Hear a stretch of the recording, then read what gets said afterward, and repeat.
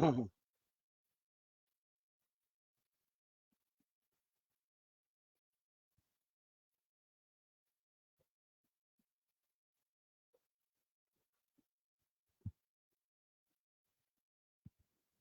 राम सारे भाइयों ने, सारी बाणा ने, सब ने मेरी प्यार भरी राम राम। एक मिनट।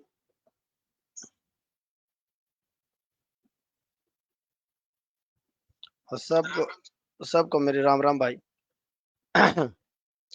दोस्तों, बिना मतलब आज हम जिस विषय के ऊपर आए हैं लाइव, वो विषय है जो इन सब का जो बाप है, इन खालिस्तानिया का जो बाप है, जो इनको शरण दे रहा था, उसकी क्या औकात रह गई है। मैं आपको बताऊंगा सबसे पहले इस सारी चीज के बारे में। एक मिनट, जब तक जुड़ो आप, जब तक करो, हम लोग स्टार्ट करते हैं इस चीज को।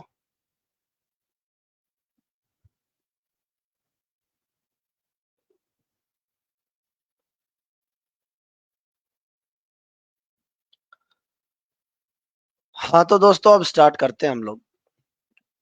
यो खालिस्तान की समस्या भाई, आपने बेरा है कितनी भारी हो रखी है पंजाब के में तो, बहुत ज्यादा। अपने थोड़े दिन पहले आपको पता होगा, एक नया नौटंकीबाज भी आया था, जिसका तो इलाज बांध दिया सरकार ने, वो पड़ा है असम के अंदर। लेकिन अभी हरियाणा के अंदर भी ये नए नए पट्टे थे, इन्होंने हरियाणा के अंदर भी कुछ हरकत करी, बॉर्डरों के ऊपर भी कुछ फंडिंग का काम करवा करके इन्होंने एक नए नौटंकीबाज करवाए, खाम खा का आंदोलन खड़ा करा। सबको पता है इन बातों का, मैं वही बात बोल करके आपको बोर नहीं करूंगा। और क्या नाम है, कौन कौन इनके पट्टे हैं, इनके चेले हैं, कौन कौन लोग हैं, वो सब कुछ आपको पता है। आज हम जिस चीज के ऊपर आते हैं, जो इनका बाप था ना, जिसका नाम था जस्टिन ट्रूडो। जैसे कि हमारा आज का टॉपिक है, भाई उसकी क्या औकात रह गई है, वो क्या करने के लायक रह गया है, उसके ऊपर हम लोग चर्चा करेंगे। और नो सोच लो भाई, इनका जो आंदोलन जीविया का जो हर 6-7 महीने में बैठ जाया करते हैं ना, इनका तो कसम सा वो हो गया, कसम सा मर गया। अब बताता हूं मैं आपको। दोस्तों, कनाडा जो है ना, कनाडा के अंदर भारतीय मूल के करीबन 24 लाख लोग रहते हैं। और उन 24 लाख लोगों के अंदर से यूं सोच लो, कुल 7 लाख है ना, वे ही सिख हैं। So called Sikh. हम तो सिखा ने भी अपना ही मानना है, हिंदू मानना है, कोई दिक्कत नहीं है, लेकिन ये अपने आप न अलग मानते हो तो कोई बात नहीं। तो भाई 24 लाख लोग जो रहने लग रहे हैं, उनके अंदर से 7 लाख लोग हैं, वे ही सिख हैं।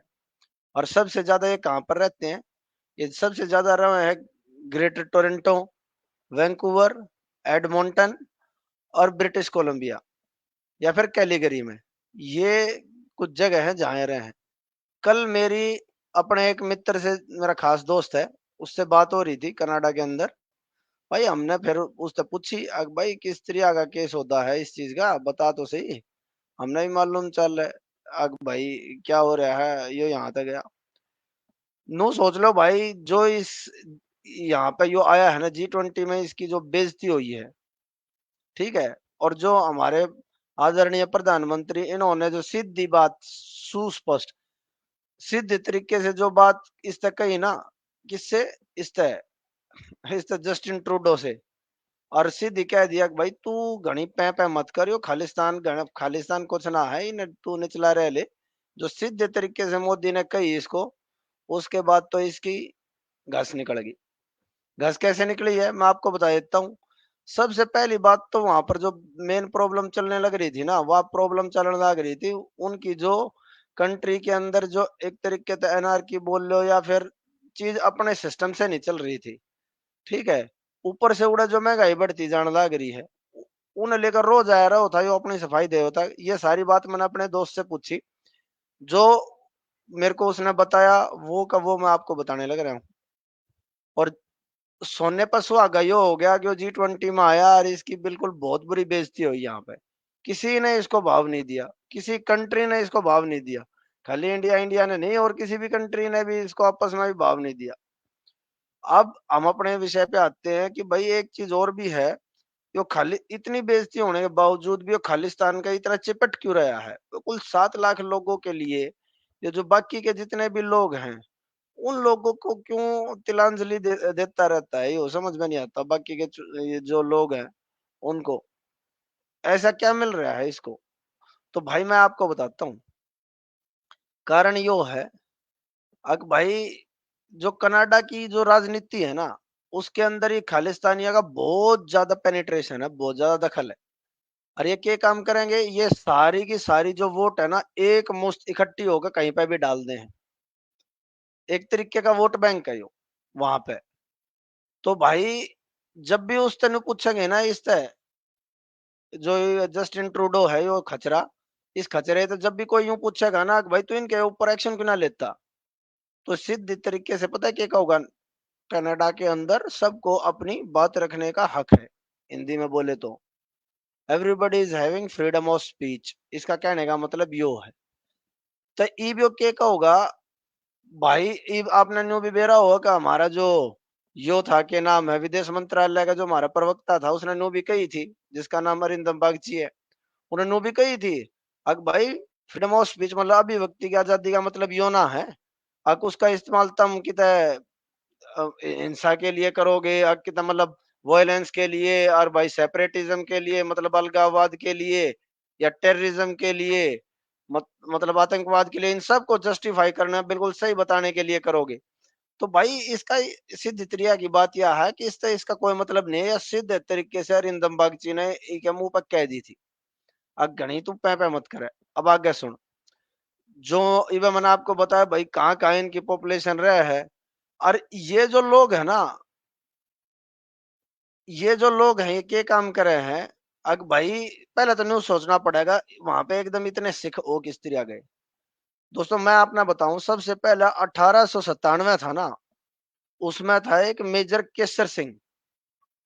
वो जो मेजर केसर सिंह था ना, वो अंग्रेज लेकर गए थे। वो लंदन में जो विक्टोरिया थी ना, वह, हाँ जो इनकी जो भी इनकी महारानी हो, क्या मैं भी हो, इनकी विक्टोरिया की जो महारानी, मतलब इंग्लैंड वाला की जो महारानी थी, वो क्या कार्यक्रम में एक मतलब सैनिक के तौर पे शामिल होया था। उसके बाद वो ब्रिटिश कोलंबिया में रुक गया। ब्रिटिश कोलंबिया जो कनाडा का जो वो है हिस्सा है, और फिर उड़े का होकर रह गया। उसके बाद उसने ऐसी लाला लेरी चालू करी, अग भाई सिखते पर लिखे ना कित जाना कनाडा जाना, कित जाना कनाडा जाना। ये वह बीमारी हमारे हरियाणा में भी लेते आवे हैं। थोड़े थोड़े और भी स्टेटा में जाओगी, थोड़ी थोड़ी या राजस्थान के ना भी जान लाग लिए, जो हरियाणा तक लागते हैं या पंजाब तक लागते हैं, उनके अंदर भी जान लाग ली। ये सारे नो हो लिए अग भाई, भाज लो, इंडिया छोड़कर भाग लो। तो चलो ठीक है, फिर हम अपने उस पर आते हैं। अब खालिस्तानी एक्टिविटी की शुरुआत किस तरह होती है? तो जो खालिस्तानी एक्टिविटी है ना, यह चालू हुआ भाई 1940 में। 1940 में जो यह मुस्लिम लीग थी, इसका एक लाहौर डिक्लेरेशन था। लाहौर डिक्लेरेशन का जो जवाब दिया था ना, उसके मतलब जवाब के तौर पे एक पैम्पलेट छापा गया था, जिसमें पहली बार खालिस्तान का नाम लिखा था। और फिर ये जो पंजाब के अकाली दल वाले हैं, इनका खाज होगी। इनका क्या खाज होगी, इन्होंने कह दी हमने शिक्षा की स्वायत्ता चाहिए, मतलब ऑटोनॉमी ऑफ सिख। भाई तुम क्यों न्यारे हो, चलो कोई नहीं, इन्हें कह दी। इन पंजाब के जो अकाली हैं, इन ऑटोनोमस होने ही या मांग रखी 1960 में। फिर उसके बाद 1970 के आखिरी जो साल थे ना, उनमें खालिस्तान की मांग उठी। फिर उसके लिए एक संगठन बनाया गया जिसका नाम था दल खालसा। समझ रहे हो? उसके बाद आ जाओ, छोट छोट में बताऊंगा, घनी लंबी ना खींचता, सब ने बेरा इन बात का। फिर 1984 में जो इंदिरा गांधी, जो उसकी जो हत्या हुई, उसको खालिस्तान तक जोड़ के देखा जाए। नुका है और भाई ऑपरेशन ब्लू स्टार की वजह से कुछ सिखों के अंदर गुस्सा था, और उसकी वजह तो इंदिरा गांधी का गोली बैठा दी।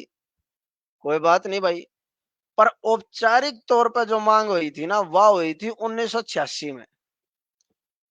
और फिर उसके बाद ये घने सारे खाजले संगठन हैं, जैसे सिख फॉर जस्टिस, या बहुत सारे ऐसे जो आकर अपनी तरफ से ये बात करते रहे हैं। अब भाई हमने अलग कंट्री चाहिए कि वो चाहिए, ये चाहिए। कल जब मेरी बात होने लग रही थी मेरे दोस्त से, तो मैंने उससे पूछिया कि यार एक बात बताओ, यार ये क्या हो रहा है? नु बोला यार जब हम अपने होम स्टेट से मतलब अपनी जो वो है ना, अपनी जगह से होमलैंड से दूर होते हैं ना, जब हमने अपने होमलैंड से रिलेटेड चीज़ें की है ना, घनी वो रहा है, जानकारी जुटान की मतलब अपनी मातृभूमि से की जानकारी जुटान की ज़्यादा हमारे मन में जिज्ञासा रहे। और ये जाके ज़्यादा फिर फ़िल्म खा गया है। कहने का मतलब भाई अब इनको खालिस्तान की डिमांड जो खालिस्तान चाहिए बाहर चाहिए।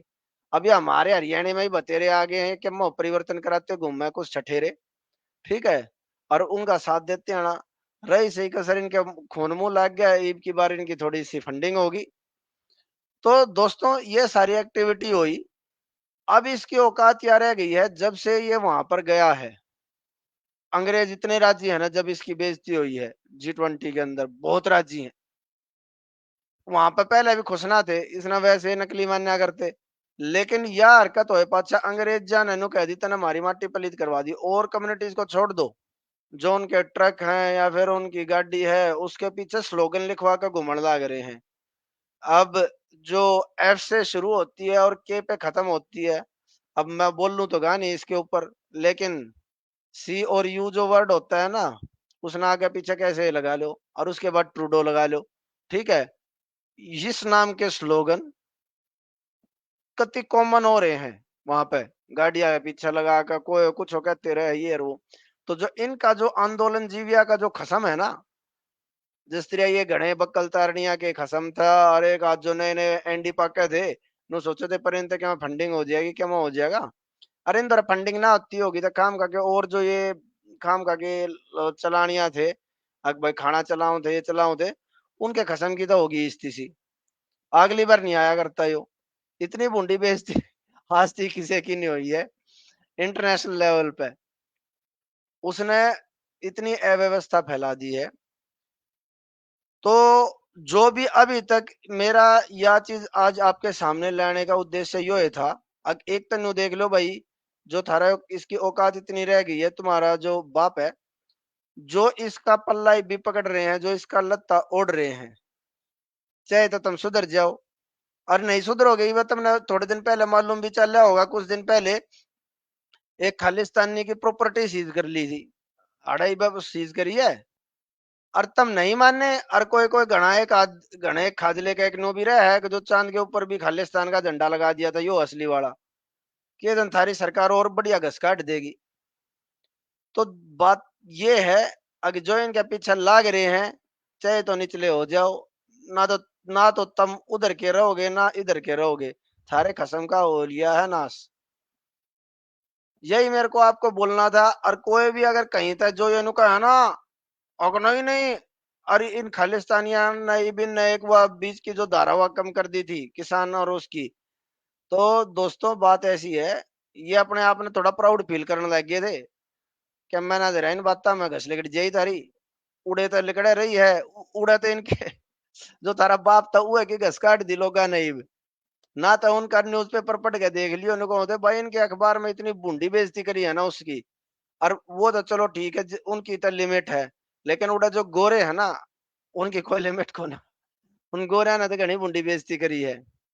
तो जितने भी ये आदमी है जो चल कनाडा जो इस तरह के हैं और अपने आप ने कुछ और सोच रहे हैं, यार एक आध जो ठठेरे हैं जो कनाडा में बैठ कर हरियाणा के अंदर के मुंह भगाते रहे हैं, उन सारे को यही बात है, तेरे खसम की उड़ाई इस सी होगी और आड़ा और बढ़िया होनी है। तो कितना जोर ला लो कुछ भी तुम कर लो, देश के साथ चलोगे, देश के उन्नति में साथ दोगे तो फायदे में रहोगे, ना तो भाई एकले हो जाओगे, कुछ नहीं दरिया है। यही आपको बोलना था। जय बाबा की, जय श्री राम, जय हिंदू राष्ट्र।